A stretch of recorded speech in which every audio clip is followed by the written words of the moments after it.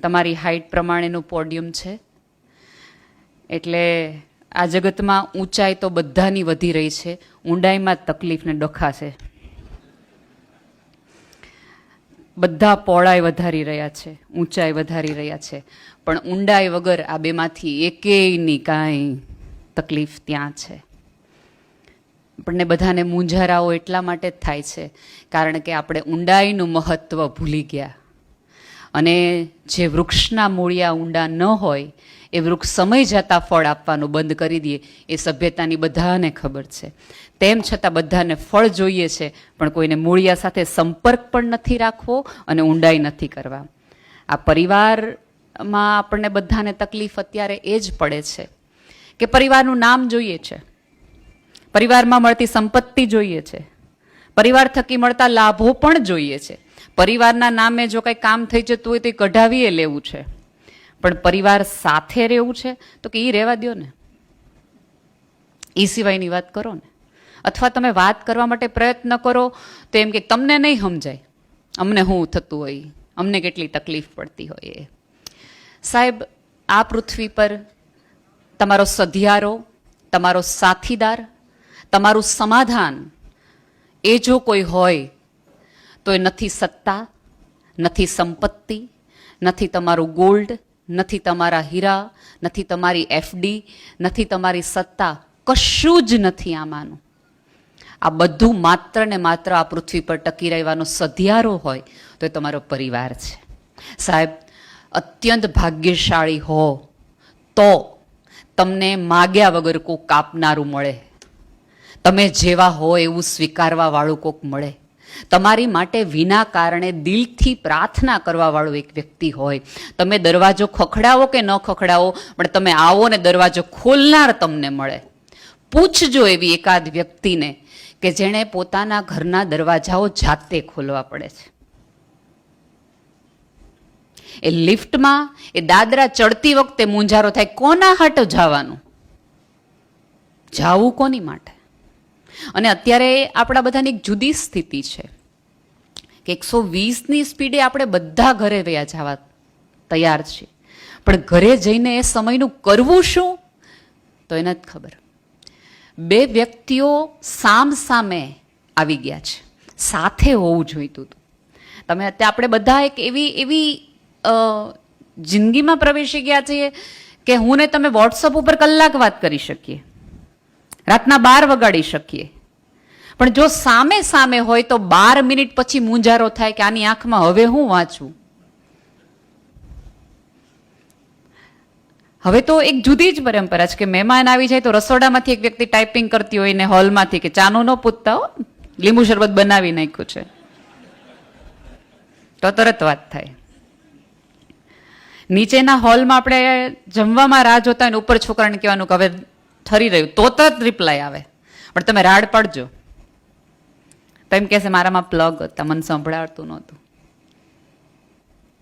Screen વાંચવા ટેવાયેલી સભ્યતા સ્કીનના ટચને ભૂલી ગયું છે. એટલે ક્યારેક આપણને એમ થાય કે આપણી આંગળીઓને હવે સંવેદનાઓના ટ્યુશન કરાવવા પડશે, એટલી હદે આપણે લોકો આમ કહેવાય ને કે અધબહેરા જેવું જીવવા માંડ્યા છે. એકચ્યુઅલી આપણે જીવી રહ્યા છીએ કે નહીં એની આપણને ખબર નથી.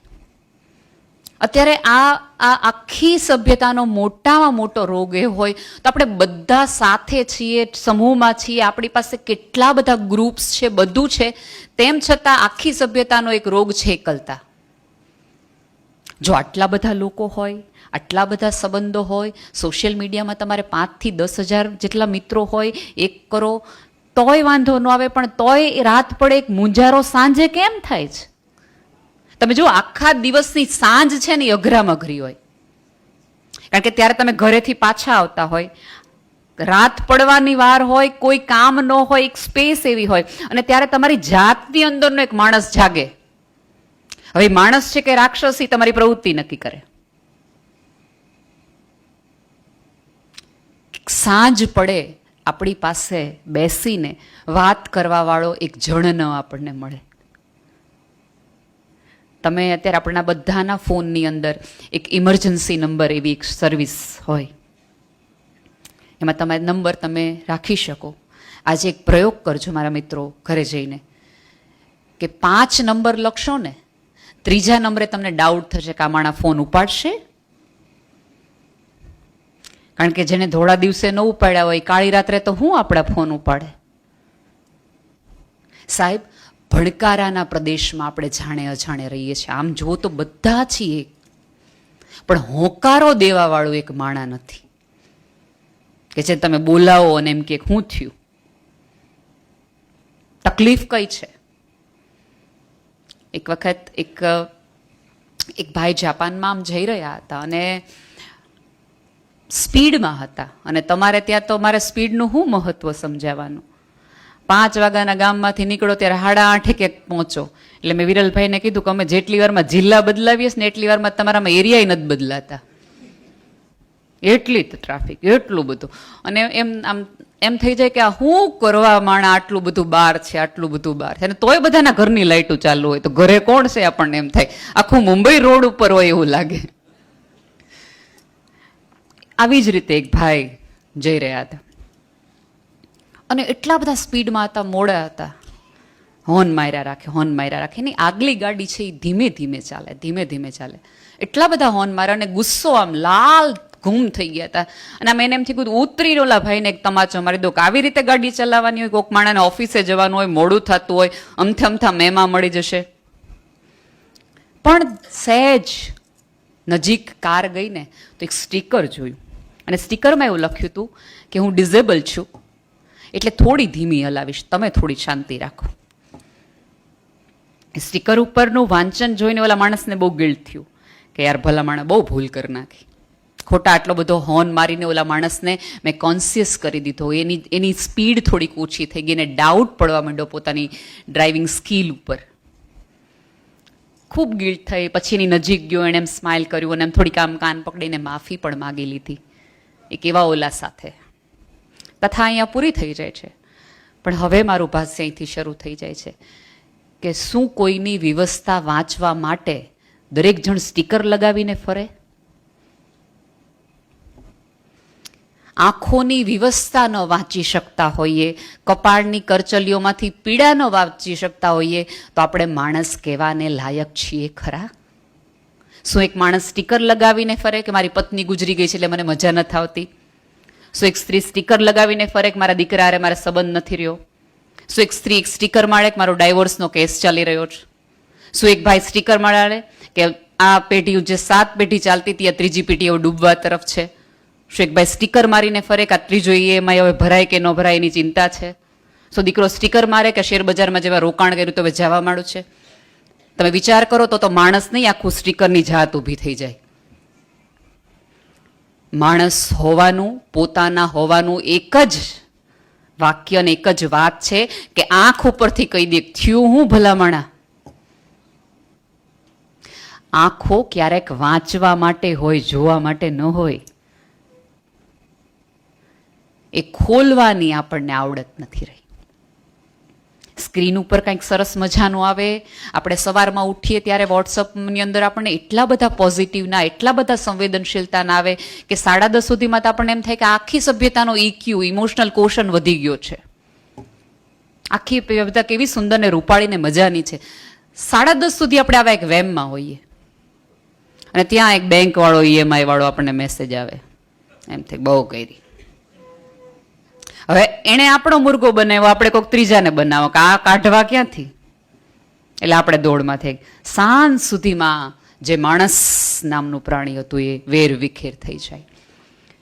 આ બધી તકલીફોમાંથી, આ બધી મૂંઝવણમાંથી તમને જો કોઈ બચાવી શકતું હોય તો એ માત્ર ને માત્ર તમારો પરિવાર છે. હું મૈત્રીની વિરોધી નથી. આ જગત તો આખું અત્યારે આ યુગ જ મૈત્રીનો છે. અને આમ પણ હવે આપણા પરિવારો આપણે બધા નાના નાના કરતા ગયા છીએ. આમ જો તો વસુધૈવ કુટુંબકમની આપણે પરંપરાના લોકો છીએ કે આખું વિશ્વ મારો પરિવાર છે. પુરુષ માટે આખું વિશ્વ એનો પરિવાર છે અને સ્ત્રી માટે એનો પરિવાર એનો વિશ્વ છે. એ જુદી વાત છે. એટલે ઘણી વખત પુરુષોને એમ થાય કે આખું ઘરમાં રહીને આટલી બધી મજા હે ને આને આવે છે, પણ મજા એની આવે છે કે એનું એનું એનું વર્તુળ જ આટલું છે, એની દુનિયા જ આટલું છે, એનું વિશ્વ જ, એને વધુ આકાશની તમાજ એટલે નથી. એને બારીમાંથી દેખાતું આકાશ નહીં, પોતાના પતિના હૃદયમાંથી ધબકતું આકાશમાં એને મજા આવે છે. એની રોટલી ગોળ છે માત્ર એવું નથી, એને આટલું જ વર્તુળ રાખ્યું છે અને એને કેન્દ્રમાં એને પોતાનો પરિવાર રાખ્યો છે. આ જગતની આખી સભ્યતાનું ટકવાનું કારણ એ છે. પણ એમાંથી એકાદ વાયરસ અંદર આવ્યો, જેમ કોરોનાનો આવ્યો હોય. Me time, my space, my room, my life, my dreams. Family તો અવર હતું દોસ્ત, આ મી આવ્યું ક્યાંથી?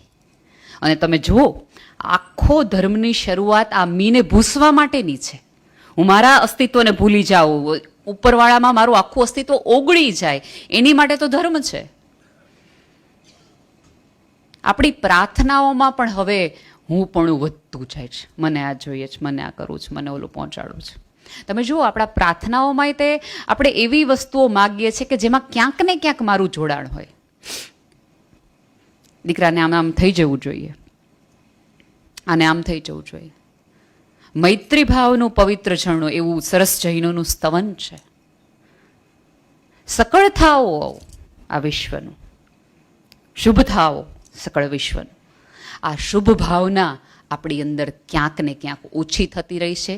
અને માનો કે ન માનો, અત્યારે જે દુનિયા આપણને જોવી નથી ગમતી ને, એ ક્યાંક ને ક્યાંક આપણા પરિવારનો પણ એક ભાગ છે, એક ખૂણો. એ બગડતો ગયો એટલે સમાજ બગડતો ગયો, રાષ્ટ્ર બગડતો ગયો, દેશ બગડતો ગયો, અને બધે ડખા શરૂ થઈ ગયા. બે વ્યક્તિઓ વચ્ચે પ્રેમ હોત તો બાળકને ખબર પડત કે આ પૃથ્વી પ્રેમથી ચાલે છે. એ બાળક પ્રેમનો સંવાદ લઈ પોતાના ટિફિનમાં પ્રેમ લઈ ગઈ, સ્કૂલે ગયો હોત તો એ લોકોને કહી શકત કે તને ખબર છે પ્રેમથી આ જગતમાં તમામ તાળાઓ ખુલી શકે એમ છે. પણ પ્રેમ સિવાય આપણે બધું જ કરવા રાજી છીએ. બે વ્યક્તિઓ વચ્ચે આટલા બધા સંવાદ ન થઈ શકવાનું એવું કયું આવરણ? અને તમે હાઇટોફિટી જુઓ સાહેબ, કે આ જગતના તમામે તમામ અત્યારે જે પણ ઉપકરણો છે એ કોઈક ને કોઈક રીતે એકબીજા સાથે તમે કોમ્યુનિકેટ કરી શકો એ માટેના છે. અત્યારે સૌથી વધુ લોકોને ફરિયાદ એ છે કે એકબીજા સાથે કોઈ કોમ્યુનિકેટ નથી કરતું, શેર નથી કરતું. પતિને પત્ની સાથે તકલીફ એ છે કે તમે મને બધું કહેતા નથી, અને પતિની તકલીફ છે હું તને કહું તું સમજતી નથી. રાધર આવા બધા સાધનો પછી તો આપણી કહેવાની, સમજવાની એક વિચારધારા છે, એક ક્ષમતા છે, વધુ ખુલવી જોઈતી હતી, વધુ સમજતી હોવી જોઈતી હતી. પણ તેમ છતાં આપણે જો કન્ફ્યુઝ થતા જઈએ. આ પૃથ્વી પર તમામે તમામ ટેકનોલોજીની શોધ એટલા માટે થઈ કે માણસનો સમય બચે. મોટર ગાડી, પ્લેન, એ બધું શેની માટે છે? પહેલા દિવસોના દિવસો લાગતા હતા, હવે કલાકમાં તમે ક્યાંક પહોંચી જાઓ છો. મુંબઈની વાત નથી થતી હો, કે ત્યાં તો નથી જ પહોંચતા. કોમ્પ્યુટરની થઈ, ઈમેલની થઈ, મેસેજની થઈ. તમે જુઓ, પહેલાના રાજા મહારાજા કરતા આપણે વધુ, લેલા મજનુ કરતા વધુ અત્યારે પ્રેમી પ્રેમિકા હાલવા જોઈએ. અને કોલી પત્ર લખે, પહોંચે, બે જણા વચ્ચેથી કોઈક રાજાનો પત્ર, એક રાજાને આજ ક્યાંક લડાઈમાં હોય અને એની રાણી યાદ આવે ને એમ થાય કે માં મોકલો કબૂતરને, ગળામાં ચિઠ્ઠી બાંધે ને પોતાના રાજાને પાછું લખતા આવડતું ન હોય એટલે લખતા આવડતું હોય માણાને બોલાવે, જે કેવું હોય પાછું કહી ન શકાય, એ બે લીટીઓ એ લખે ને કબૂતર ઉડીને જાય. એમાં વળી કોઈક દુશ્મન રાજાના હાથમાં કબૂતર આવી જાય ને કબૂતરને મારી નાખે ને કબૂતરના સંદેશા પહોંચે કે ન પહોંચે, તથા એ રાજા ઉકલી ગયો હોય. અને ધારો કે પહોંચી જાય અને રાણી વાંચી લે, રાણી રિપ્લાય લખે, ત્યાં લડાઈમાં કામકાજ પૂરું થઈ ગયું હોય. એટલે અધૂરા સંદેશા વગર, અતૃપ્ત ઈચ્છા વગર એકબીજાને પ્રેમ કરીએ છીએ એવું પહોંચાડવાના સંદેશા પહોંચે એ પહેલા આ પૃથ્વી પરથી લોકો જતા રહે. એવી સભ્યતામાંથી અત્યારે આપણે ત્યાંથી આવી ગયા છે કે હું લખું ને સામેવાળાને એમ થાય કે નેહલ ડીસ ટાઈપિંગ. અને ટાઈપિંગમાં જો આપણને મજા આવે એવો સંદેશો ન હોય તો આપણે વાંચીએ નહીં. એટલે આપણે ઓલી બ્લુ ટીક બંધ કરી લઈએ, ઓલો સામેવાળો વેમ મારીએ કે વાંચી હશે કે નહીં વાંચી હોય. રિપ્લાય આપણે દેવાના હોય એના જ દઈએ. તમે જો એમ તમે રિપ્લાય કરો કે શું બનાવું જમવામાં, તેનો રિપ્લાય ન આવે. પણ તમે એકવાર ભૂલથી એવો રિપ્લાય કરો કે ઓલા ભાઈ આવ્યા છે ને 50,000 દેવાના છે, તરત ફોન આવશે. કોને? ત્યારે સમય નીકળી જ જાય છે. પણ જ્યારે તમારા ફોનની અંદર તમારા ગમતા લોકોના મેસેજ આવતા બંધ થઈ જાય ને, અને જેના થઈ ગયા છે ને એને પૂછો કે કોઈકનું હારે એવું શું ચીજ છે. આ પૃથ્વી પરથી તમે મોડા આવો ઘરે, અને સાહેબ એક વ્યક્તિને ફેર ન પડતો હોય કે તમે રાત્રે 12 વાગ્યા સુધી ક્યાં હતા. તમને 12 વાગ્યા સુધી બહાર રહેવાની મજા આવી જશે. જે ભાઈઓને કંટાળો આવે છે ને ઘડી ઘડી ફોન કરીને પૂછે છે કે ક્યાં પહોંચ્યા, એમની માટે હું કહું છું, પૂછજો જ એમને. હંમેશા પૂછાતા પ્રશ્નોને ડાઉટમાં લેવાના બદલે થોડું કેરનું પણ એક પ્રોવિઝન રાખો. એ રાખો. તમને ક્યારેક ઇરિટેશન થઈ જાય, ના પાડી જ ગળ્યું ખાવાની, તોય ખાધા રાખો લાડવા. તમને શું લાગે છે, જે સ્ત્રીએ તમારી માટે આટલા વર્ષો સુધી સુંદર રસોઈ બનાવી, તમને ગમતું હોય એવું અમે શીખી લીધા હોય, અમારા મમ્મીના ઘરે બનાવેલી દાળનો વઘાર અમે બદલાવી નાખ્યો હોય, 20 વર્ષ જે રીતે દાળ કરતા હોય એના કરતાં જુદી રીતે દાળ કરીએ, કારણ કે તમને તમારી મમ્મીની દાળ ભાવે છે. એ પ્રમાણે અમે દાળ બનાવતા શીખી ગયા હોઈએ. તમને ભાવતું મેનુ, સાહેબ અમે અમારા કલર બદલાવી નાખીએ, તમને ભાવતું હોય એ મેનુ બદલાવડાવી નાખીએ, એ બધું જ કરાવી નાખીએ. એક સમી સાંજે અમે ના પાડીએ કે નથી ખાવાનું, તો ટ્રસ્ટ મી ક્યાંક ને ક્યાંક આ વિચાર છે કે તમારી અંદર રહેલું ધબકતું હૃદય આજીવન ધબકતું રહે. અને મારી આ જ દલીલ સ્ત્રીઓ માટે પણ છે કે મોડા આવે છે, બહાર જાય છે, તો હંમેશા એ મજાનું પણ કારણ નથી. તમે આમ જુઓ ને, અત્યારે સૌથી વધુ સમાજમાં છૂટાછેડા છે, બ્રેકઅપ છે, હુકઅપ છે. અત્યારે વેબ સિરીઝની સિઝન ચાલે ને એટલાય સંબંધ નથી ચાલતા. પહેલી સિઝનમાં જે સંબંધ શરૂ થયો ને, સિઝન 2-3 આવી જાય, સંબંધ પૂરો થઈ ગયો હોય. એવા આપણે ઓલાની અંદર આવી ગયા છે. મેં કીધું એમ, પ્રેમ વ્યક્ત કરવાના, અભિવ્યક્ત કરવાના આપણી પાસે હજારો માધ્યમ હોવા છતાં પણ આપણે એક વ્યક્તિને એવું કન્સર્નથી, કમિટમેન્ટથી એવું રિયલાઇઝ નથી કરાવી શકતા કે દોસ્ત હું તને અનહદ પ્રેમ કરું છું, તારા વગર મને ચાલે એમ નથી. એવી આ સ્થિતિની અંદર કયું કારણ છે કે લોકો આટલા બધા એકબીજાથી છૂટા પડી રહ્યા છે? તો આપણે એક જ કારણ કહીએ છીએ કે મન સમજતો નથી ને, મન સમજતી નથી. જો સમજવાનું આટલું બધું મહત્વનું હોય તો શરૂઆત આપણે ત્યાંથી કેમ નથી કરતા? આખી ઘટના પૂરી થવાના આરે આવી જાય છે, કોર્ટ સુધી આવી જાય છે, ત્યારે આપણે સમજવાની વાત કરીએ છીએ. સાહેબ, સમજવાની પહેલા સાંભળવું હોય. આપણે એકબીજાને સાંભળતા નથી. હું બોલને, હું સાંભળું જ છું. હા બોલ.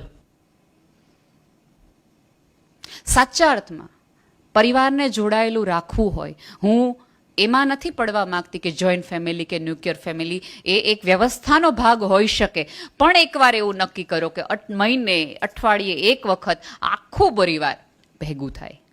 અને અત્યારે ક્યાંક આપણા બધાની એક જાણે અજાણે એવી ફરિયાદ છે કે છોકરાઓ આપણે ત્યાં આવતા નથી. પરિવારનું ફંક્શન હોય ત્યારે બધાને એક ફરિયાદ હોય. પણ એમાં હું થોડી વાત આપણા બધાનો એ કરીશ કે હવે જાણે અજાણે ઘરમાં એક બાળક હોય, લગ્ન કે કુટુંબનું કોઈ પણ ફંક્શન હોય, તો એટલે કંકોત્રી હોય કે કાંઈ પણ હોય, કોઈ પણ ફક્ત 2 જણાને, એ ફક્ત 2 જણા નીચે લીટી હોય, અને એ પણ એક વ્યવસ્થાનો ભાગ હોય. કારણ કે બધાને તમે સામૂહિક કરો તો દેવાળું આપણે વહેલા ફૂંકીએ. એટલે ફક્ત 2 જણામાં પતિ પત્ની જવાનું રાખે અને બાળક ઘરે રહે. ત્યારે બાળકને આવવું હોય, ધમપછાડા કરતો હોય, નાનું હોય ત્યારે મારા આવું.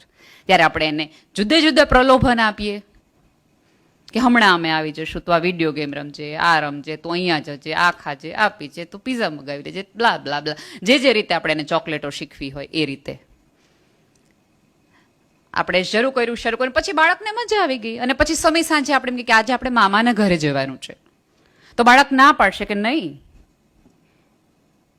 હવે અહીંયા બેઠેલા દરેક વ્યક્તિઓને મારે એક વિનંતી છે, ફક્ત 2 જણામાં પરિવારના અંગત હોય ને એને તો સામૂહિક જ રાખો, એને એની બહાર ન રાખો. આપણે કેવાને બોલાવીએ, આપણા બોસને જેને જરાય રસ ન હોય આપણે ત્યાં જમણવારમાં, એને હાથ ભાઈ સાહેબ બાપા કરીને આપણે બોલાવીએ. તમારે તો સાહેબ આવવાનું જ છે, તમારે તો સાહેબ આવવાનું જ છે. એ સાહેબ આવે ત્યાં સુધી તમે સાવધાન પોઝિશનમાં હો. અંદરથી મને એમ કહેતું હતું કે આ વળે ને તો આપણે બીજા જણને અટેન્ડ કરી શકીએ, પણ એ તો કરી ન શકાય. સાહેબ ગુલાબજાંબુ લાવી દો, સાહેબ દાળ લાવી દો, સાહેબ આ લાવી દો. અને સાહેબ એમ કે ના હું તો ડિનર કરીને આવ્યો છું. એટલે આપણે અડધી હવા ત્યારે નીકળી જાય. એક માણસને સાચવવા માટે આપણે બધા પોતાના લોકોને ક્યાંક દૂર કરતા ગયા. આપણે બધા અત્યારે તમે જુઓ, આપણે એક એવી સિચ્યુએશનમાં આવી ગયા છે કે તમને અજાણ્યા લોકો માટે આપણે એટલા બધા સોફ્ટ હોઈએ છીએ. કેવા ઘરના કોક એમ કે આ ભાઈ એટલા બધા હસમુખા, એટલે પત્ની આમ 2 આંખ કરીને જો, હે આ હસમુખા કે જે વળકે ચડતા હોય, હિલોડા લેતા હોય. અને ભાઈને કોક એમ કે તમારા બેન તો કેટલા શાંત છે, મારા બેન તો કેટલા શાંત છે. તો ભાઈઓને એમ થાય કે આનું શાંત સ્વરૂપ જોયું છે, ઘરે આવો. પણ એનું કારણ શું છે ખબર છે? કે આપણને એક એવી ઓલામાં થયા કે બહાર બધે સારું, રૂપાળું, મજાનું દેખાવાનું તો બધું ચાલે. મને તો સૌથી વધુ નવાઈ એ લાગે વિરલભાઈ કે ઝોમેટો વાળો આપણા ઘરે આવે, આપણા ખીચાના પૈસા લઈ જાય, આપણને જે જોતું હોય ભલે જમવાનું આપે, એને આપણે શું આપીએ? Thank you, it's very delicious, 5 star આપીએ, કોમેન્ટ કરીએ કે આ ગ્રેવી તો એટલી ટેસ્ટી હતી, લખીએ, ફોટા મૂકીએ. થતું તો એટલું બધું એક એપ માટે કરીએ. સાહેબ 30 વર્ષથી તમારી પત્ની તમને ભાવતું ભોજન, ગરમ રોટલી એ 42 ડિગ્રીમાં તમને ખવડાવે, આજ સુધી તમે કોઈ દિવસ એમ ન કીધું થેન્ક યુ દોસ્ત? તો રસોઈ બહુ સરસ બનાવે છે. એક સેલમાંથી એક સાથે આપણને એક ડ્રેસ ફ્રી આવે અને એ આપણને એમ કે ફોટો મોકલાવજો ને બેન, તો કોમેન્ટ કરીને આપણે એને કહીએ વેરી નાઇસ, તમારો સ્ટાફનો એટલું બધું પોલાઇટ છે, એટલા બધા સારા માણસો તમારી આજુબાજુ રહે છે. ક્ષણવાર માટે સાવી આભાસી આપણા અંતર્મનને પૂછો, actually any part of duty છે, એટલા માટે અમે હસે છે. ફેક વર્લ્ડની આપણને એટલી હદે સાહેબ ટેવ પડી ગઈ છે કે આપણે સામે રહેતા સાચા માણસને એક્સેપ્ટ કરવા જ તૈયાર નથી. અત્યારે હમણાં જ હું વિરલભાઈને રસ્તામાં વાત કરી હતી કે અત્યારે સંસ્કારી હોવું, સારા હોવું, સીધી લીટીના હોવું, ઇટ મીન્સ તમે બોરિંગ માણસ છો.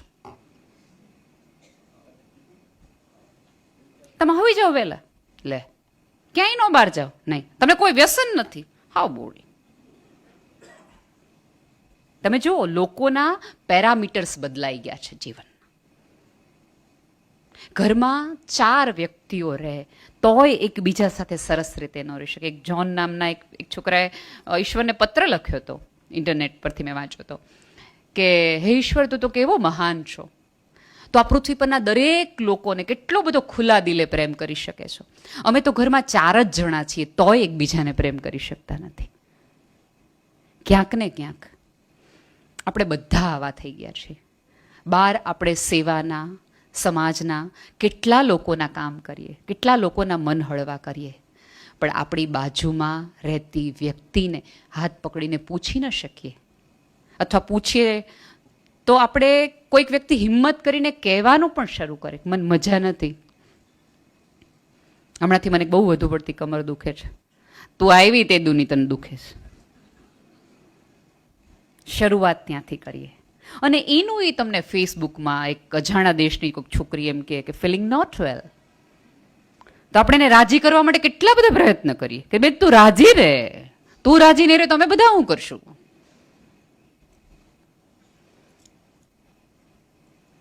ભાઈ જે એમ કે બહુ કંટાળો આવે છે ઓફિસમાં, તમને કેદી મજા આવીશ. સી જ્યારે કોઈક માણસ હિંમત કરીને પોતાની ચામડી કે પોતાની ઉખડીને પોતાના ઘાવ દેખાડી રહ્યું હોય ને, ત્યારે હાથ પકડવાનો હોય, વાહે હાથ ફેરવવાનો હોય, ખભો આપવાનો હોય, ખોળો દેવાનો હોય અને આંસુ લૂછવાના હોય. આવું બધું ઓન સ્ક્રીન કરવાનું હોય તો આપણને જરાય વાંધો નથી, ઓફ સ્ક્રીનમાં જ વાંધો છે. આપણું પરિવાર છે ને સાહેબ, એ આમ જુઓ ને તો એક પ્રકારનું એક ક્લિનિકલ સર્જરીનું સ્ટેશન છે. તમારી વાઢકૂપ દરેક પ્રકારની થાય, તમારા તમામ સ્કેનરોમાંથી તમે પસાર થઈ જાઓ. તો આ ફેમિલી છે ને, એ માનો કે ન માનો સાહેબ, શેર બજારમાં જો રોકાણ કરતા હોય ને તો ફેમિલી પ્રાઇવેટ લિમિટેડમાં પહેલું કરજો, કેમ કે એના શેર બહુ મળતાય નથી અને એના શેર જેની પાસે રહ્યા ને એની જ પેઢીઓ તરી છે.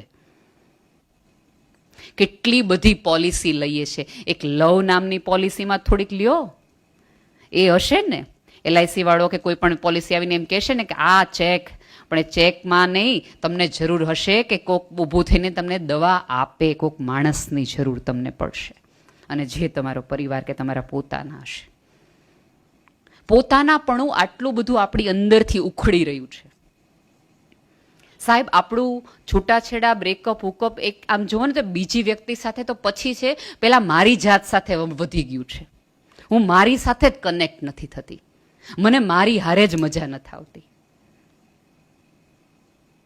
અને પછી આપણે જો એવી અપેક્ષા રાખતા હોય કે કોઈ આપણી સાથે વાત નથી કરતું, કોઈ આપણી સાથે બેસતું નથી, તો ક્યારેક થોડી વાઢકૂપ જાત સાથે કરી લેવી. આપણને ટેવ કેવી થઈ ગઈ છે જીવનમાં કે આપણી અનુકૂળતા પ્રમાણેના સંબંધો જોઈએ, આપણી અનુકૂળતા પ્રમાણેના માણસો જોઈએ, આપણને યસ નો કે એવા આપણને સંબંધો ગમે છે. મુલ્લા નસરુદ્દીનને ત્યાં એક પંખી ઉડતું આવ્યું, અને પંખી કંઈક બહુ વિચિત્ર પ્રકારનું પંખી. એને એમ થાય કે આવું હાળું કોઈ દી જોયું નથી, છે કંઈક નવું પ્રકારનું અને મજાનું, અને હશે કંઈક મૂલ્યવાન, તે કાલ સવારે વેચશું તો આના પૈસા આવશે. પણ આના પીછા છે ને વધુ પડતા આમ હવામાં રહીને ઉડીને વિચિત્ર પ્રકારના થઈ ગયા. આને થોડાક ટ્રીમ કરો એટલે આમ થોડુંક દેખાવડું ને રૂપાળું ને મજાનું લાગે, થોડાક એના પીછા ટ્રીમ કરે છે. પછી એમ થાય કે આ પંક્ષી બહુ જ સારું છે, ઉડી તો મોટા હશે પણ એના નખ કંઈક બહુ વાગી જાય એવા છે. કાલ હું વેચવા જઈશ ને તો કોકને નખ જોઈને એમ કહે કે આ પંખી તો વગાડે એવું છે, એક કામ કરો થોડાક નખ કાપી નાખો. આ કલગી થોડીક આમ ન હોવી જોઈએ, થોડીક આમ એકદમ શેપ આમ મજાનો હોય ને તો આના પૈસા જાજા આવે. કલગી કાપી નાખે, પીછા કાપકૂપ નાખે, નખ કાપી નાખે, પૂંછડીને થોડોક રંગ કરી નાખે. પંખી હોય એના કરતાં થોડુંક નાનું કરી નાખે. પછી પંખીને મૂકીને દૂર જોઈને એમ કે હાશ, હવે આ પંખીનું નામ ચકલી પાડી શકાશે. ક્યાંક ને ક્યાંક આપણે સંબંધોમાં, પરિવારમાં, પોતાના આજુબાજુના લોકોમાં આવી વાઢકૂપ કરીને આપણા મનમાં જે છે એ પ્રકારનો માણસ બનાવવાનો પ્રયત્ન સતત કરતા હોય છે. સાહેબ, જીવનમાં કાતર લઈને ફરશો તો વાઢકૂપ જ થશે. 100 દોરા લીધા હશે ને તો કોક દી જોડાઈ શકશો અને પોતાનાપણું સાચવી શકશો. અમારે ત્યાં સૌરાષ્ટ્રમાં ઓલો ચંદરવાની ટેવ છે, જૂના કાપડો અત્યારે તો હવે ફેમ ઇન્ડિયા વાળાને બધાને બહુ મોટી કિંમતે વેચે છે, ડિઝાઇનર એને કહેવામાં આવે છે. 4 બાજુના ટુકડા હોય એને ભેગા કરી નાખો અને સરસ મજાનું રૂડું રૂપાળું આખું ચિત્ર લાગે. આમ જુઓ તો આ ચિત્ર છે ને એ જીવન છે. લાલની બાજુમાં પીળું હોય, પીળુંની બાજુમાં કાળું હોય, વચ્ચે ધોળું હોય, ક્યાંક આખા પ્લેનની વચ્ચે ફૂલડાવાળું હોય, ફૂલડાની બાજુમાં એક લાઇનિંગ વાળું હોય. માનો કે ન માનો, આપણા ઘરમાં રહેલી દરેક વ્યક્તિ છે ને એ આ જુદી પ્રકારની છે, અને ઉપરથી જુઓ તો એ રૂડું રૂપાળું જ લાગતું હોય. અને મારી માટે તો આપણા પરિવારની દરેક વ્યક્તિ એ જગત જોવાની જુદી અને નવી બારી છે. તમે પિતાની નજરેથી જોશો આ જગત તો તમને એક અવકાશ દેખાશે કે અહીંયાથી તરત બહાર નીકળો એટલે બધું પોતાનું થાય. દાદાની નજરેથી તમે જગત જોશો તો તમને ધૈર્યપૂર્ણ લાગશે. બેનની નજરે તમે જગત જોશો તો તમને આખી મૈત્રીપૂર્ણ જગત લાગશે. સિક્રેટ જે તમારા સાચવી નાખે એવું આ જગત લાગશે. માની બારીએથી તમે આ જગત જોશો તો તમને જગત પ્રેમ લાગશે, અને દાદીની બારીમાંથી તમે જગત જોશો તો તમને જગત વાત્સલ્યપૂર્ણ લાગશે. પણ આપણે કોકની બારી નહીં, તે મારી બારી પ્રમાણેની કરવાની ટ્રાય કરીએ છીએ. આપણી સમજ અને ગેરસમજણો આપણે થોપવાની ટ્રાય કરીએ છીએ. મેં કીધું એમ આપણે સંભળાવવાની લાયમાં ને લાયમાં સાંભળવાનું ભૂલી ગયા. આ જગતમાં આપણે જીતવા આવ્યા જ નથી, જીવવા માટે આવ્યા છે મારા વાલા. પણ આપણને બધાને ઓલો કે ત્યારે રોગ લાગુ પડે છે. કર લો દુનિયા મુઠ્ઠી મેં. કોક દી ઊભા રહીને પૂછજો તો ખરા, મુઠ્ઠીમાં આવ્યું ખરું કાંઈ? હું માનું જ છું કે આ શાસ્ત્રોમાં શમશાનની વિધિઓમાં વચ્ચેથી ગામ વચ્ચેથી એ આખી લઈ જવાની વિધિ એટલા માટે જ હશે કે આપણા પૂર્વજો આપણને કહેવા માંગે છે કે અંતે આ સ્થિતિમાં જ જવાનું છે, તું જોઈ લેજે. એટલે દરેકની નજર સામેમાં, અને એટલા માટે જ શાસ્ત્રો એમ કીધું હશે કે ત્યાંથી નીકળે ને ત્યારે 2 મિનિટ ઊભું રહી જવાનું. આપણે જો કોઈ પણ શમશાન યાત્રા નીકળતી હોય તો આપણે ગમે એવા કામમાં હોય તો આપણે ઊભા રહી જઈએ. એ સંકેત ઉપરવાળો આપવા માંગે છે કે ઊભા રહીને જોઈ લેજે, તું ભલે ગતિમાં જતો હોય પણ આ ગતિમાં તારે 4 ખભામાં જવું પડશે. તમે આમ જુઓ ને તો મને તો આપણા શાસ્ત્રો, આપણી સભ્યતા, સંસ્કૃતિ એટલા માટે વધુ ગમે છે કે એણે ઝીણી ઝીણી વાતોની અંદર બહુ મોટા મોટા રહસ્યો મૂક્યા છે. કોઈ કારણ વગર કોઈ નિયમ જ નથી, કોઈ કારણ વગર કશું થયું જ નથી. પણ આ ખળભળાટ, ઘોંઘાટ અને રઘવાટ વચ્ચે આપણે સૂક્ષ્મને તરફ જોવાનું ભૂલી ગયા છીએ અને સમજવાનું ભૂલી ગયા છીએ. એટલા માટે આપણી બાજુમાં પડખામાં રહેતો વ્યક્તિ છે એ આપણે કકડાટનું એપી સેન્ટર લાગે, જ્યારે કે એ તો આપણો ભાગીદાર, સાથીદાર છે. તમારો પરિવાર છે એ તો તમારું જનરેટર છે. તમારી જગત આખામાંથી તમારી લાઇટ વહી જાય ત્યાંથી તમારે આવે. અત્યારે બધાના પર્સમાં કે કારમાં એક પાવર બેંક હશે કે તમારું આખું ચાર્જિંગ વયું જાય ત્યાં જઈને કરી આવાય. તમારો પરિવાર એ તમારું પાવર બેંક છે દોસ્ત, એને સતત ચાર્જ કરતા રહેજો. નોળિયો અને સાપની લડાઈ થાય ને પંકજભાઈ, તો એવું થાય કે બંનેની લડાઈ એક સરખી થાય. નોળિયો લડાઈ વચ્ચે થોડીક વાર જઈ અને પોતાની નોળવેલ સૂંઘી આવે. પોતાના દરમાં એક નોળવેલ હોય. હવે એ એક લોકો એવું કહે છે કે કાલ્પનિક વાત છે કે નોળવેલ છે કે નહીં, પણ એ દરમાં જાય છે એ સાચી વાત છે કે નોળવેલ સૂંઘી આવે. ત્યારે મને હંમેશા એવું લાગે કે નોળવેલ સૂંઘવા નથી જતો, પોતાના પરિવાર તરફથી શક્તિ લેવા જાય છે. સાહેબ, પોતાની આખી આ મથામણની અંદર તમને તમારી નોળવેલ જળી જાય અને એ હાથ વગી સતત રાખજો, બાકી બહુ તકલીફના દિવસો આવતા છે. અત્યારે તમે અહીંયાથી નીકળો અને બહાર બહુ ભયાનક વરસાદ આવે, બધા પલળી જાય, કપડાં ગંદા થઈ જાય, તમારા સિલ્કના ડ્રેસ છે એ બગડી જાય, કાદવવાળા થઈ જાય, તમારા મોંઘા લેધરના શૂઝ છે એ બગડી જાય, તો તમે એવું કરશો કે નીકળતી વખતે અરે કપડાં બહુ ખરાબ થઈ ગયા છે, શૂઝ બહુ ખરાબ થઈ ગયા છે, હવે ઘરે કેમ જાઉં? તમે પાડોશીને એમ કહેશો દરવાજો ખોલો ને મારા ઘરે જવાય એમ નથી, બહુ કપડાં ભીના છે, શૂઝ બહુ બગડી ગયા છે, હું બહુ ગંદો લાગુ છું, વાળ વિખાઈ ગયા છે, મેકઅપ બધો વયો ગયો છે. નહીં, આપણે સૌથી વધુ ખરાબ, ગંદા, ગોબરા ગમે એવા થઈને ઘરે જઈએ છીએ. કારણ કે એક શ્રદ્ધા છે કે અહીંયા બારણું ખોલનાર વ્યક્તિ મને એવું નહીં કે કેવા લાગોસ કે કેવી લાગે છે.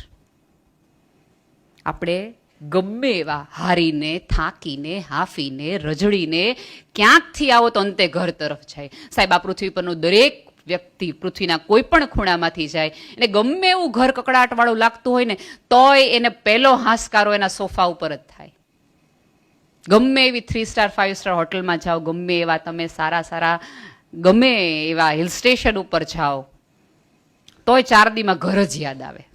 એક ભાઈને બહુ વિદેશ પ્રવાસ કરતા હતા અને બહુ બહારગામ રહેતા હતા, અને એક જગ્યાએ જઈને હોટલને જઈને એમ કીધું કે બળેલી રોટલી દે, દોડાયેલી દાળ દે, ડુંગળી છે આમનમ મૂકી દે, મીઠું મૂકતો નહીં, છાશમાં થોડીક વાસ આવી જોઈએ, અને અહીંયા ઊભો કકડાટ કર, પ્રશ્નો પૂછ મને બધાય. એટલે ઓલા વેઇટરને એમ થયું કે આ ભાઈને શું તકલીફ પડી? એ કે તકલીફ કઈ નથી પડી, બસ કાંઈ ઘર યાદ આવ્યું છે કે.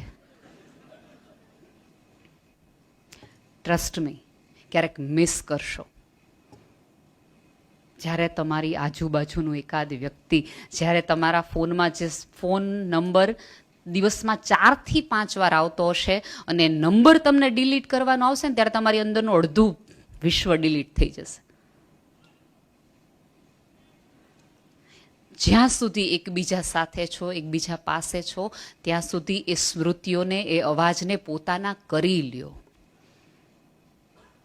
આ જગત એટલો બધો ચાન્સ નથી આપણો. તમે જુઓ, કોરોના પછી આપણે કેટલા લોકોને આપણી નજર સામે, સાહેબ તમે પથારીમાં સૂતા હો અને તમે સહેજ બે પડખા ફરો ને, તમારી બાજુની એકાદ સ્ત્રી તમને એમ કે ઊંઘ નથી આવતી, અને કાં એમ કે મેં ના પાડી હતી ઢોકળા અત્યારે રાત્રે ન ખાતા હો. થયું ને હક, માને નહીં કોઈનું. પણ જે દિવસે તમને અહક થતું હશે, તમે પથારીમાંથી આમથી આમ થશો ને ઓશિકાની બંને બાજુ તમને તમારું કોઈ નહીં દેખાતું હોય, ત્યારે તમને પડખા ફેરવાની નહીં, ઢોકળા સામે હશે ને તો ઈચ્છા નહીં થાય. કોઈક વ્યક્તિના નસકોરા તમને હાલરડા જેવા લાગશે, અને એ બંધ થઈ જાય ને ત્યારે એ રૂમનું ભેંકાર, એ 200 સ્ક્વેર ફીટનો નાનો એવો રૂમ છે ને, એ તમને 2000 સ્ક્વેર ફીટનો લાગવા માંડે, કે આટલો નાનો ઓરડો આટલો મોટો લાગવા માંડે. આપણી આજુબાજુ આપણે આટલા ભંગાણ જોઈએ છીએ, આટલું બધું તોડવાનું જોઈએ છે, આટલા બધા મૂંઝારા જોઈએ છીએ, તો એ બાજુમાં રહેતી વ્યક્તિનું, પાસે હોવાની વ્યક્તિનું મહત્વ નથી અને ક્યાંક સંભાળે નથી. અને આપણે એવું જ માનીએ છીએ કે સામેવાળાની ભૂલના કારણે આ બધું થયું છે, બાકી મને તો પરિવાર એક જ રાખવો છે. સાહેબ, પરિવાર એક કરવા માટે થોડુંક ગળવું પડે, થોડુંક ભૂલવું પડે, થોડુંક જતું કરવું પડે, થોડુંક સમજવું પડે અને થોડું એડજસ્ટ કરવું પડે. સહન શક્તિ એ કોઈ દુર્ગુણ નથી. આપણે ક્યાંક અત્યારે એવું માનવું પડે છે કે બિચારા સહન બહુ કરે છે, બિચારી સહન બહુ કરે છે. હા, અન્યાયની વાત હું નથી કરી રહી, પણ જે નાની નાની વસ્તુઓ છે એમાંય આપણે હવે નથી કરતા. આપણને ક્યાંક ટીવી સિરિયલોથી લઈ, ફિલ્મોથી લઈને એવું સમજાવી દીધું છે કે એડજસ્ટ કરો, સહન કરો, બધું ચલાવી લો. ઇટ મીન્સ કે તમે સુખી નથી, તમે ઢસડી રહ્યા છો જીવનને, એવું આપણને કહે. અને આપણે ઢસડી રહ્યા છીએ એવું કોઈક આપણે બાજુવાળો આવીને કહી જાય, એલા ભલા માણા, હું આટલા વર્ષથી જેવું મને નહીં ખબર પડતી હોય. અને સામે કાંઠે હંમેશા સુખ જ હોય, એવું આપણે કહેવત છે ને કે ભાઈ સામે કાંઠેથી તમે જુઓ તો આપણે લીલું ઘાસ જાવ, ત્યાં જાઓ તો ઘાસમાં ગારો દેખાય. આ જ આપણા બધાની સ્થિતિ છે. એક વખત એક રાત્રે એક આકાશવાણી થઈ ગામમાં કે કાલે સવારે તમે બધાને એક સૂચના આપવામાં આવે છે કે તમારા જેટલા જેટલા દુઃખો હોય, જેટલી જેટલી તકલીફો હોય, જેટલી જેટલી મૂંઝવણો હોય, એ થેલામાં ભરજો અને દરિયામાં નાખી દેજો. અને વળતી વખતે તમને જે સુખ જોતા હોય એનો વિચાર કરતા કરતા આવજો, કાલ સવારે તમને સુખ મળી જશે. પહેલા તો બધાએ એમ કીધું કે આવું કાંઈ હોય નહીં, આવા કાંઈ ભાડા નથી. પછી હવને એમ થયું કે છાના રસ્તે જવામાં શું વાંધો છે, ટ્રાય કરી લ્યો ને. કેમ આપણે કોરોનામાં કેટલી બધી ટ્રાય કરી નહોતી. કોક એમ કે લીમડો ખાવ, લીમડો કરી નાખે. કોક એમ કે લીમડો ઊંઘો તો કે ઊંઘી નાખે. કોક એમ કે પથારી નીચે રાખો તો પથારી નીચે. કોક એમ કે લીમડાના નીચે 3-4 વાર હાલો. બધુંય કરી જોયું. અખતરા કરવામાં કોને બાપની દિવાળી કરી લીધા. એવી જ રીતે એ આખા ગામે નક્કી કર્યું કે આપણે નાખીએ આવી દુઃખને, હાલો ને એ બાને જાતું હોય તો. જે જે દુઃખો હતા બધા એ વિચાર્યું કોથળામાં ભર્યા, કોથળો નાખી આવ્યા દરિયામાં. અને બધા એકબીજાને હામાં મળે, બધા એકબીજાને હામાં મળે. એટલે આણે કર્યું, આણે કર્યું, આણે, અરે આણે કર્યું તો હવે સાચું થવાની જ છે. આકાશવાણી કીધું એમ જ થવાની શીખી. હવે આમ જુઓ તો એ શહેરની સવાર સુખરૂપ હોવી જોઈએ. ગામમાંથી બધા જ દુઃખ જતા રહ્યા હતા. સવારે ભાઈ પહેલા વહેલા ઉઠ્યા અને જોયું તો કે છતનો કલર બદલાઈ ગયો હતો, થોડીક ઊંચી થઈ ગઈ હતી, રૂમ થોડોક મોટો થઈ ગયો હતો. પડદા જેવા જોતા હતા એવા જ ફ્લાવરવાળા આવી ગયા છે. હાચું પડ્યું, સટાક દઈને ભાઈ મજાથી હોઈશું. પોતે તે થોડાક દુબળા થઈ ગયા હતા, વાળ નહોતા, વાળ આવી ગયા હતા, સરસ મજાના લાગતા હતા. અને બારી ખોલી જોતી હતી એવી જ કાર મજાની પડી હતી, ગાર્ડને હતું, જે જોતા હતા એ ફ્લાવર્સ હતા, બધું હતું. એમ જે પતી ગયું, આપણે સુખી બોસ. નીચે ઉતર્યા તો પત્ની સરસ રીતે ગુડ મોર્નિંગ કીધું તો કે લે આ તો રૂપાળી થઈ ગઈ. આય માગ્યું તું કે બધું. અને રાજીનો રેડ થતો થતો એ માણસે દરવાજો ખોલ્યો અને આમ આળસ ખાધીને જોયું, લે ઓલાનો આ પટેલભાઈનો બંગલો ભારે મોટો થઈ ગયો, લે અને હાડા 2 કાર, આપણે યાર એક જ કારમાં ગઈ. અને એની પત્ની તો ઓલા કરતાય વધુ હારી, યાર આ તો પેલા કરતાય વધુ હારી લાગે છે. અફસોસ લઈને અંદર આવ્યા. જેને પત્ની સુંદર થઈ ગઈ હતી, 2 કાર થઈ ગઈ હતી, બંગલો મોટો થઈ ગયો, તો એને જયારે જોયું ત્યારે એને એમ થયું, એટલે આને હાડા હેલિકોપ્ટરમાં ગયું, બહુ કરી જોયું. સેકન્ડ વારમાં સુખી ગામ અફસોસની યાદીમાં આવી ગયું. અત્યારે આપણે બધા જો, આપણી પાસે બધાનો એક નાનો મોટો અફસોસ છે. અરીસામાં જોઈએ છે ત્યારે આપણે થાય કે હું સહેજ મોટી હોત ને તો હીલ ન પહેરવી પડત, સહેજ આ વાળ લાંબા હોત ને તો વાંધો ન આવત, આ પેટ સહેજ આ મંદર હોત ને તો કઈ વાંધો નહોતો. આપણે આપણાથી જ રાજી નથી અને સામેવાળા પાસેથી એવી અપેક્ષા રાખીએ છીએ કે હું તારી માટે કેટલું કરું છું, તું મારાથી રાજી રહે. दोस्त जैसा बजाओगे ऐसा ही सुनोगे. જેવા પડઘા વાપશો, જેટલું બોલશો એવા જ પડઘા પડશે. જ્યારે હું જ મારાથી રાજી ન હોય તો આ જગતની એક પણ વ્યક્તિ, એક પણ સંબંધ, પરિવારનો એક પણ વ્યક્તિ મારી સાથે રાજી ન રહે, કારણ કે મને મારી યારે મજા નથી આવતી. અને પરિવાર હોઈએ ત્યારે તો સૌથી મોટી વસ્તુ એ છે કે જ્યારે આપણે આપણાથી રાજી ન હોઈએ ત્યારે બાજુવાળી વ્યક્તિને પોતાની જેને સાથે સંબંધ જોડાણો હોય, જે પોતાનું હોય, એને તો ખુલ્લા દિલે કહેવાની ટેવ રાખીએ કે યાર મજા નથી આવતી. હમણાં આજકાલ હું બહુ ચીડાઈ જાઉં છું. હમણાં ખબર નહીં નાની નાની વસ્તુનું બહુ ટેન્શન આવી જાય છે. અજાણ્યા લોકોને પાસે જઈને આપણે પૈસા આપીને એમ કહીએ, તમે મને થોડીક વાર સાંભળો ને. કાઉન્સિલર પાસે જઈએ છે, સાહેબ જેના ગર્ભમાંથી આપણે નીકળ્યા હોઈએ, જેના પડખા આપણે સેવ્યા હોય, જેની સાથે જીવનના કેટલી મોટી લડાઈઓ લડી હોય, એ વ્યક્તિઓ આપણને ન સમજી શકે ને અજાણ્યું, એ એક જુદો જ વિષય છે. મારું એમાં નથી કહેવા માંગતી કે કંઈ ખોટું છે ખરું છે, પણ આપણને ત્યાં બધું જેટલી ખુલ્લી રીતે હળવાશથી કહી શકીએ છીએ એટલી હળવાશને ખુલ્લાપણાથી આપણે કેમ નથી કહી શકતા? ખબર છે શું કામ નથી કહી શકતા? એટલા માટે નથી કહી શકતા કે જ્યારે આપણે કહીએ છીએ ને ત્યારે એક સેકન્ડ માટે સારા પાવા બધા પ્રવચનો સાંભળ્યા હોય એટલે સાંભળી લે, પછી બીજે 3 દિવસે હવે રહેવા દો ને, તમે તેદી કહેતા હતા હું ખબર છે ને. આપણે ક્યાંક કોઈક વ્યક્તિએ પોતાનું ખુલ્લા દિલે કરેલું કન્ફેશન છે એને બીજા દિવસે હથિયારની જેમ વાપરીએ છીએ. એટલે લોકો એકબીજાને નથી કહેતા, અજાણ્યાને કહેવાનું પસંદ કરે છે. તમારો પરિવાર એ તમારી તાકાત બનવી જોઈએ, તમારા નબળાઈના કારણોને પાસા નહીં. તમારો પરિવાર એ તમારું આકાશ બનવું જોઈએ, તમારું પિંજરું નહીં.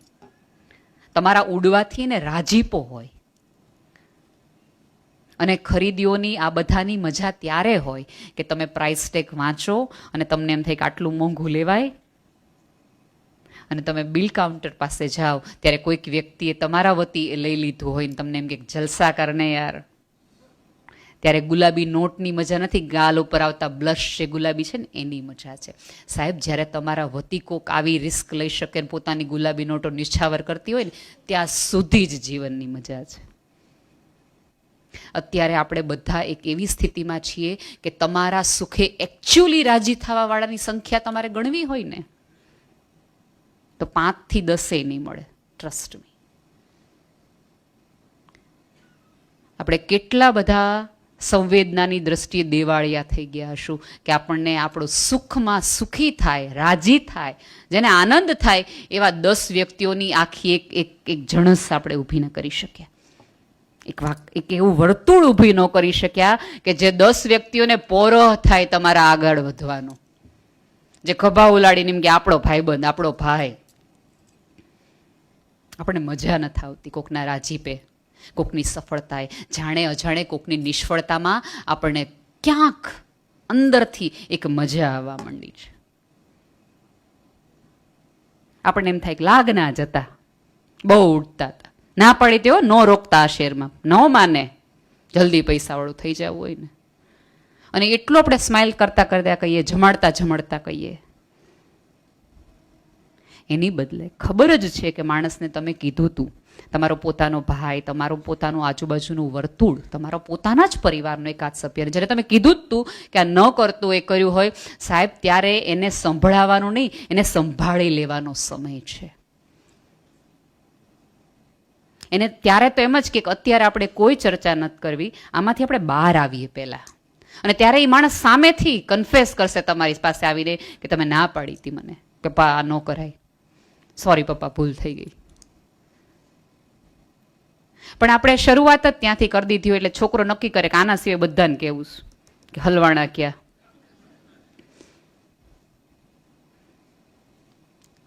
ભાઈઓને હાર્ટ એટેક એટલા માટે જ આવે છે ક્યાંક ને ક્યાંક કે એ આ કકડાટથી ક્યાંક ડરે છે. અને બીજું એ એટલા સંવેદનશીલ છે કે એને એવું થાય છે કે આ જગતનો ને ઘરનો ભાર હું જ લઉં, ઘરમાં ભલે બધા રાજી રહેતા મજા કરે, બધા શું કામ હેરાન થવા જોઈએ. પણ અહીંયા બેઠેલા દરેક ભાઈઓને હું કહું કે તમારા દરવાજાના ખખડાટ ઉપરથી ખબર પડી જાય કે આ તમે કેવા મૂડમાં છો ને કઈ પ્રકારના ટેન્શન લઈને આવ્યા છો. થોડી શ્રદ્ધા અમારા ઇમોશન્સ પર પણ રાખો. કદાચ બે વાક્યો અમારા નીકળી જશે ખરાબ જે તમને નહીં ગમે. ટ્રસ્ટ મી, એ વાક્યો ક્યાંક તમારી ચિંતામાંથી આવતા હશે કે અમને ખબર છે કે કેટલી વીસે તમે 100 કરીને અહીં સુધી પહોંચ્યા છે, એટલે ફરીવાર તમને તકલીફને મૂંઝવણમાં નથી જોવાને, એટલે ક્યાંકથી ઓલું નીકળી જાય છે કકડાટ. પણ એનો મતલબ એ નથી કે તમે એકબીજાની સામે છો, એકબીજાની સાથે જ છો એમ લેવાનું ને જોવાનું શરૂ કરો. થોડો પર્સપેક્ટિવ બદલાવાની જરૂર છે, બાકી કાંઈ જ જગતમાં જુદી વાત નથી. આપણે કેમ આટલા બધા લોકોથી મૂંઝાઈ જઈએ છીએ? આપણે કેમ એકબીજાને જોઈને મોઢા મરડવા માંડીએ છીએ? કેમ આપણે એકબીજાને જોઈને રસ્તા બદલે, આને ક્યાં યાર હામો મળે, બહુ કરી, આને નથી મળવું, આની યાર વાત નથી કરવી. એની બદલે ખાસ આજે કેમ કહેવાય ને ટેકનિક તરીકે જો, જેમાં તમારી માટે તમને અણગમો થતો હોય ને જે કુટુંબના પરિવારના જે વ્યક્તિ માટે, એને સૌથી વધુ પહેલું મળવાનું શરૂ કરો. ત્યાંથી જ શરૂઆત કરો. એકચ્યુઅલી તમે તમારી જાત સાથે જો સાચું બોલતા હશો ને તો એ વ્યક્તિએ કાંઈ તમારું એવું નથી બગાડ્યું હતું. બે વાક્યોની કદાચ આમથી આમ આપલે થઈ હશે. તમને જેવું અપેક્ષા હતી એ પ્રમાણે એ વ્યક્તિએ તમને હલો નહીં કર્યું હોય, તમને આવકાર નહીં આપ્યો હોય. હું તો માનું છું પહેલાના કરતા અત્યારના માણસો વધુ સંવેદનશીલ ને સારા છે. પહેલા તો કેટલા ગળાકા ભરાય, ગમે એના રાજ્ય ઉપર ગમે વેચે. આપણે ગમે એવું અંબાણીને ઘર જઈ જઈશ ને કોઈ દી ભેગા કરી નક્કી કરીએ કે આજે આપણે પાડી દેવા. પહેલા તો એવું બધું હતું. કોકના રાજ્યમાં કોક જઈ આવે, કોકનો ખજાનો લૂંટી આવે, કોકની પત્નીને લઈ આવે, કેવા બધા પ્રકારના માણસો હતા. એ પ્રમાણે તો આપણે બધા સતયુગના લોકો કહેવાય. એ વાત આપણે કોઈ પાપે જ કરતા. કોઈ એવે આપણને કોઈ આમ તમે જુઓ તો એવું ખરેખર કોઈ આપણી યાર એવું ખરાબ કર્યું નથી. 2-3 સાદા વાક્યો હોય કે જે ન બોલાવ્યા રીતે બોલાણા હોય, એનાથી વિશેષ કાંઈ જ નથી હોતું. અમારા બાળકો તો મંદબુદ્ધિના બાળકો છે, એની પાસે બુદ્ધિ નથી. પણ મારા બાળકો પાસેથી મને સૌથી વધુ સંબંધોની સારામાં સારી ટેકનિક મળી હોય ને તો એ ટેકનિક છે કે મને જ્યારે મળે છે ને ત્યારે નવી નેહલને મળે છે. ગઈકાલે ગુસ્સાવાળી, મૂડ ન હોય એવી ખીજાઈ ગયેલી નેહલ હોય તો બીજે દિવસે સવારે મળે ત્યારે મને પ્રેમથી હક કરીને જ મળે છે. એ જૂના ચશ્માથી મને ક્યારેય જોતા નથી. અને આપણે બધા પોતાના જીવનના સંબંધોના વર્તમાન કાળના સોલ્યુશન હંમેશા ભૂતકાળમાંથી ગોતીએ છીએ અને એ પ્રમાણે વલણ કરીએ છીએ. ફોર એક્ઝામ્પલ, અત્યારે તમે બધા ભેગા થાઓ છો, આજે પર્યુષણનો છેલ્લો દિવસ હોય ને આવતા વર્ષે જ હવે તમે મળવાના હો, પહેલા દિવસે હોય, અને આજે કદાચ તમારા કોઈના ચપ્પલમાંથી આમથી આમ થોડી રકઝક થઈ હોય, તો બીજી વખતે નેક્સ્ટ પર્યુષણના પહેલા દિવસે એ બેન હામાં મળે તો આપણે કતરાઈએ જ તે, ગઈ વખતે કેવું મારા ચપ્પલનો ઘા કરી દીધો હતો. પણ એક બેને તમારા ચપ્પલને સાઈડમાં કર્યા, એટલી જ સરસ રીતે સાઈડમાં કર્યા, એ બેન તમને નહીં યાદ રહે.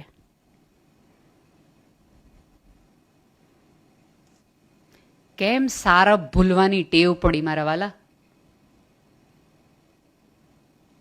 કેમ? અને પાછા આપણે બધા જગતને એમ કે બી પોઝિટિવ. બ્લડ ગ્રુપ સિવાય તો હવે ખાસ કાંઈ વધ્યું નથી. રોજ સવારે. અને એક બીજા જ પ્રકારના પોઝિટિવ, કાંઈ પણ થાય પોઝિટિવ રહેવાનું, પોઝિટિવ રહેવાનું. પોઝિટિવ રહેવાનો એનો અર્થ એવો નથી કે જગતમાં થતા તમામ અન્યાયો તકલીફોને એક્સેપ્ટ કરી લેવાના. તમારી પોઝિટિવિટી તમારી નપુસંગતામાંથી ન આવવી જોઈએ, તમારી સાર્થકતામાંથી આવવી જોઈએ, તમારી ક્ષમતામાંથી આવવી જોઈએ, તમારી આવડતમાંથી, તમારી સમજમાંથી આવવી જોઈએ. આપણે ત્યારે એવું ન કહી શકીએ કે પતિએ પત્નીને તમાચો મારી દીધો અને પછી આપણે એમ કહીએ કે તને સમજતો જ હોય, પ્રેમ કરવાનો, પ્રેમ જ કરતો બેન, પોઝિટિવ રહેવાનું. ત્યારે પોઝિટિવની જરૂર નથી, ત્યારે અવાજ ઉઠાવવાની જરૂર છે નહીં.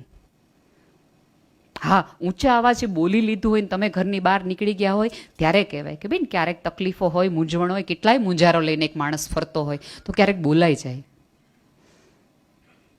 તમે જોજો આપણને બધાને કંઈક એવી એવી એવી વિશિષ્ટ પ્રકારની નેગેટિવિટી ગોતવાની કરવાની, કોઈકના દુર્ગુણ આપણને બધાને યાદ હોય. મેં કીધું એમ, ફોર એક્ઝામ્પલ આજે કાલ સવારે તમે બધા મળો ને પંકજભાઈ એમ કે નેહલબેન બહુ સારા માણસ છે, તો આપણે એમ કહીએ પછી પંકજભાઈ થોડાક વધુ ઇમ્પ્રેસ થયા હોય, બહુ નિખાલસ અને સરળ હૃદયના છે, એટલે તમે બીજી વાર એમ કરો હં અચ્છા. પછી ત્રીજું વાક્ય એ બોલે કે એટલું સરસ કામ કરે છે, એવા સરસ બાળકો સાથે કામ કરે. એટલે ત્રીજું વાક્ય મારું ને તમારું કંટાળાથી ક્યું હોય ખબર? મારો બહુ પરિચય નથી નેહલબેન સાથેનો. હવે ઊંધું વિચારી પંકજભાઈ એવું કે આમ નેહલબેન વક્તા સારા પણ થોડાક વાયડા બહુ. એટલે તરત જ સાચું કહું, હું દૂરથી એને જોયું ને ત્યારે જ મને લાગ્યું કે આ વાયડા હશે જ. રેડ ડીજ ચિપકાવી જ દેવાનું. કોઈને અહીંયા બેઠેલી કોઈક વ્યક્તિનો એક સવારે કાલ સવારે માનો કે માતાજી કરે કોઈ દિવસ એવું ન થાય હોય, એના કરતાં થોડાક પરિવાર નીચું આવી જાય તો બધા ભેગા થઈને કે ખબર બોલી નીકળતો હતો ને તેથી જ મને એમ થતું હતું કે હમણાં એટલો સ્પીડમાં જાય ને હું પડવાનો જ છે કોક દી. એટલી ચર્ચા કોઈની સફળતાની આપણે નહીં કરીએ. કોઈ પરિવાર છે વર્ષોથી સાથે રહેતું હોય, સંસ્કાર માટે જાણીતું હોય, એના ઘરે વર્ષો સુધી સરસ ચાલતું હોય ને તો કોઈ દિવસ આપણે કોઈને દાખલા નહીં દઈએ. કેટલા સરસ માણસો પરિવાર એકબીજાને હળી મળીને રહે, સમજીને રહે, એકબીજાની ઓળખ કરી રાખે, ક્યારેય દાખલા ન દઈએ. પણ એકાદ ભંગાણી ઘરમાં થાય તો ફોન કરીને કહીએ અહીંયા આમ થયું, અહીંયા આમ થયું. આ જગત આ માટે તો નથી જ. ઈશ્વરને ક્યાંક માણસ જાત ઉપર શ્રદ્ધા હતી ને એટલે બધી જ ઇન્દ્રિયો સાથે સૌથી વાલું સંતાન માણસ છે ઈશ્વરનું. દરેક પ્રાણીની અંદર થોડું થોડું ઓછું મૂક્યું, માણસ નામના પ્રાણીમાં બધું મૂક્યું, કારણ કે એને ખબર હતી કે હું બધે નહીં જઈ શકું એટલે હું માણસ બનાવું, આ આખી પૃથ્વીને સરસ રીતે સંભાળી શકશે. અને સૌથી વધુ બગાડ આણે કર્યો.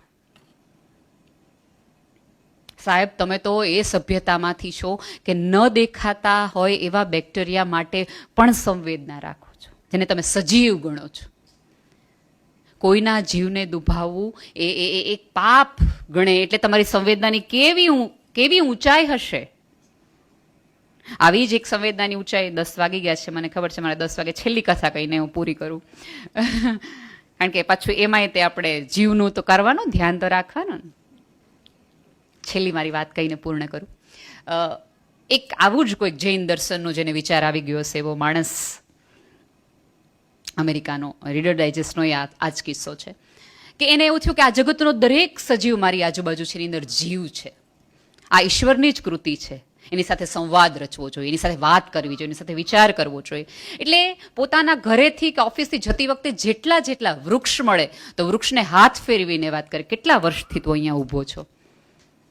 વૃક્ષની બાજુમાં બીજું વૃક્ષ હોય, તમારે એકબીજાને બને છે, તમે કેટલા વર્ષોથી ભાઈ બનશો? આવી એક માણસ સાથે કરતો હોય એમ વાત કરે, પોતાના પંખીઓ સાથે વાત કરે, પોતાના ગાર્ડનમાં રહેલા એક ફૂલ સાથે વાત કરે, પોતાના એક આજુબાજુ રહેતા નાના જીવ સાથે વાતો કરે. અને આખા ગામમાં એક અફવા ફેલાઈ ગઈ કે આ માણસનું છટકી ગયું છે, કોઈ ન દેખાતા હોય એની સાથે વાત કરે છે. સાહેબ જે ન દેખાતા હોય એને ભાળી શકે એને જ આત્મજ્ઞાન કહેવાય. પણ જેને આત્મજ્ઞાન થયું છે એને તો આપણે જુદી જ કેટેગરીમાં મોકલીએ છીએ. પણ પત્નીને શ્રદ્ધા હતી કે ના દીકરીએ એના મમ્મીને કીધું, મમ્મી તને ખબર છે પપ્પા ક્યારેક ક્યારેક ગાર્ડનમાં બેસીને એકલા વાતો કરે છે, અને હમણાં તો એ રોજ એક દેડકાને પ્રેમ કરે છે કે મમ્મી તને ડેડી પ્રેમ નથી કરતા એ કે દેડકાને એવું કે તું કેવો સરસ છો. દેડકાને એવું પૂછે કે તું જમ્યો, પણ તારા ઘરનું શું થયું, ગઈકાલ રાત્રે બહુ વરસાદ આવ્યો હતો. અને પત્નીએ જોવે કે રસોઈ કરતી વખતે દાદરે બેઠા બેઠા એ દેડકો રોજ એ ભાઈ બેસે ને દેડકો ખોળામાં આવી જાય. દેડકાને પૂછે ગઈકાલે બહુ વરસાદ આવ્યો પણ તને બહુ તકલીફ નહોતી પડી ને, આજ તું જમ્યો કે નહીં, તને કોઈ નવો ભાઈબંધ મળ્યો ને, તને કોઈ દેડકી સાથે પ્રેમ થયો કે નહીં. એ કે ત્યાંય હોય ને મનાવાને રીઝવવાના. તો આવી દેડકા સાથે સરસ મજાની ભાઈબંધી દોસ્તી થઈ ગઈ, અને આખા ઘરે સ્વીકાર લીધું પપ્પા અને દેડકા સાથે ભાઈબંધી છે, દેડકા સાથે ભાઈ છે. ભાઈનું અચાનક એક દિવસે મૃત્યુ થાય છે. ભાઈ જતા રહે છે પૃથ્વી પર. પછી તો કાંઈ સંવાદ કરવાનો સિલસિલો પૂરો થઈ જાય છે. એ ભાઈની પહેલી ડેથ એનિવર્સરી હોય છે, અને પતિ પત્ની દીકરી અને માં એ બંને એના પપ્પાની જે ઓલી કબર હોય ત્યાં ફૂલ મૂકવા જાય છે. અને જેવી ઓલી સ્ત્રી રડે છે ને, થટાક દઈને એલો એક દેડકો, એ જ દેડકો હશે એવું મારું કેવું નથી, પણ એક દેડકો ત્યાં આવીને બેસીને સ્ત્રીને જોવે છે. મૃત્યુ પછી પણ એ સંબંધ નિભાવે છે. એટલે ઓલી સ્ત્રી પોતાની દીકરીને એવું કહે છે, જોયું, જીવતા જીવતા કોઈક સરસ રીતે મૈત્રી બાંધી હોય ને તો મૃત્યુ પછી એ સાથે ને પડખે ઊભી રહે. અને પછી એમાં એક વખત એક નવું વાક્ય ઉમેરાવડાવે છે કે અહીં દેડકાનો મિત્ર આરામ કરે છે. બસ પોતાની આજુબાજુના લોકો ને પોતાનો પરિવાર જ માનો. આમ તમે જુઓ તો આખો તમે એક પરિવારનું વિસ્તૃત સ્વરૂપ છો. એક વિચારધારા, એક એરિયા, એક જગતમાં કેટલા બધા જુદા જુદા લોકો આ પૃથ્વી પર છે, પણ ઈશ્વરે તમને કોઈક કારણ સાથે, અનુસંધાન સાથે, કોઈક લાગણીના વાત સાથે, કોઈક લેણાદેણી સાથે જોડ્યા છે. તો એ લેણાદેણી પૂરી કરો અને કા સુંદર રીતે નિભાવો. એકબીજાને પ્રેમ કરો, એકબીજાને સમજો. આ પૃથ્વી પરનો શ્રેષ્ઠ ધર્મ એ એકબીજાને પ્રેમ છે, અને આપણે આ પૃથ્વી પર પ્રેમ કરવા આવ્યા છીએ, ડખા કરવા નહીં. એકબીજાને સમજતા રહ્યો, સાંભળતા રહ્યો, કારણ કે આ જગતમાં સૌથી વધુ ભણકારાઓ અત્યારે પડે છે. કોક તો હોકારો દ્યો. Thank you so much.